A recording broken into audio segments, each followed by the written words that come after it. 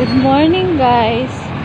Bale, nandito na ulit ako. Kahapon, bumili ako ng ulam.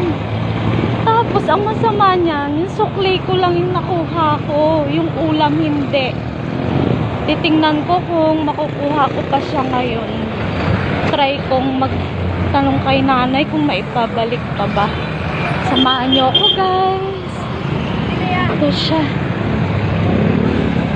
Ayan. Dito ako kahapon bumili. Marami pang bumibili. Wait ko lang. Sana siya yun. Ayan. Hindi ko kasi tandaan kung siya ba yung binilan ko kahapon. Dito magtatanong ako.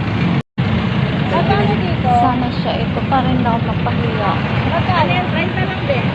Kasi 50. Ay, magkano yung binigay mo, be? Parang hindi siya. Pero try ko pa din. Ayan yung paninda niya. Nanay, bali bumili po ako kahapon dito. Adobong sitaw.